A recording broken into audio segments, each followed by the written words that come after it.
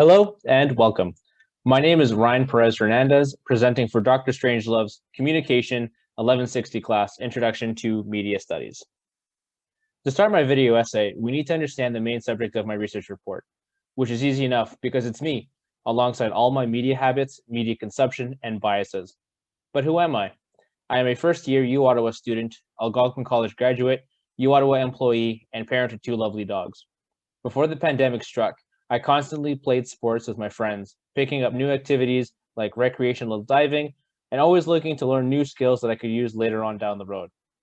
Once the pandemic arrived and everything was shut down, I decided to use this opportunity to go back to school, especially since everything was moving to an online medium. When it comes to my personal biases, it can be a little complicated, as my biases have changed and developed over time, especially the more I reflect on them. To understand my biases, we need to understand where they stem from. I am a first-generation Canadian of Latin American descent, with my family coming from El Salvador as refugees during the Civil War in the late 1900s. Additionally, I am part of an extremely large family tree, with roots stemming from Germany, China, and Spain.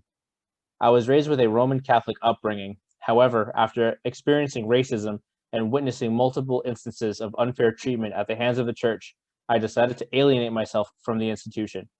All of these experiences, coupled with my family history, create a distinct point of view for me, which also shapes my biases and how I interact and see the world.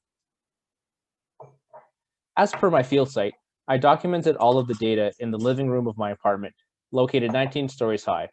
On a side note, having a view from 19 stories high in the air does give quite a fresh perspective. In terms of the context of my study, it can be broken down into several factors. Generally speaking, this study focused on my media habits, how addicted I am to my cell phone, my values and symbols that I would associate with the previous year. The study also covered the effect that the pandemic had on me and the interactions I had with media over the last year, which, considering everything I would normally do, has been either stopped due to being closed down or has gone down, right, having gone bankrupt. My media consumption has increased astronomically. Regarding my data, I collected it in a certain manner.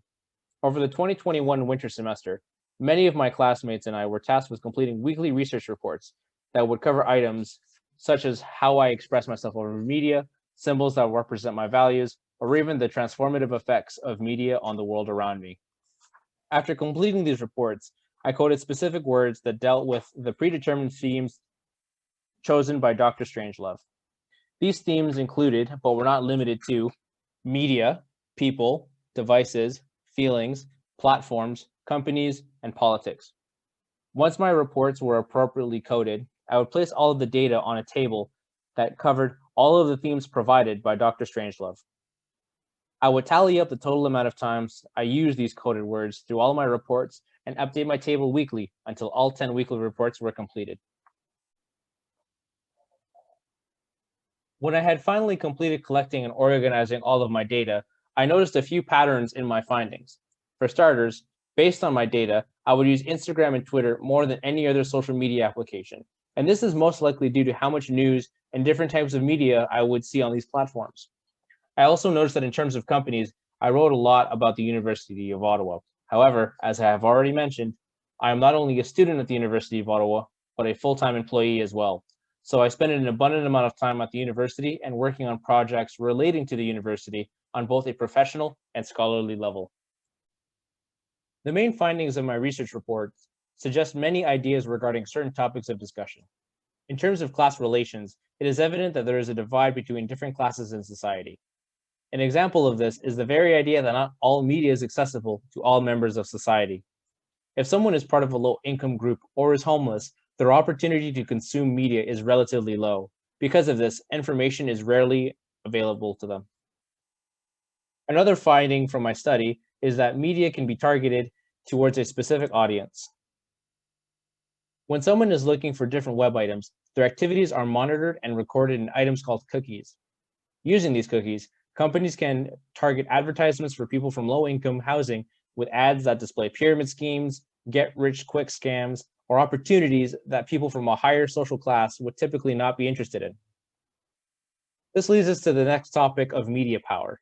Media power is a powerful and terrifying thing. When a single company has amassed a large amount of media power, the power they hold over a specific community is downright scary. An example I mentioned in a previous Yale report is the company named Sinclair Broadcast Group, which owns multiple news stations in the United States. If they wanted to, they could very well use their media power to send a message full of disinformation to multiple communities all over the United States. Although media power alone has the potential for harm, when media power is paired with certain ideologies, the results can be quite severe. Media was a major player in radicalizing people in the United States, with groups such as the Proud Boys rising to prominence during Donald Trump's time in office. In closing, although media is constantly surrounding us, and our lives are permanently intertwined with media, we as a species can overcome our addiction to media and create a better future. We may not be around to see the difference, but maybe future generations will be able to look back and see how we could change the world for the better.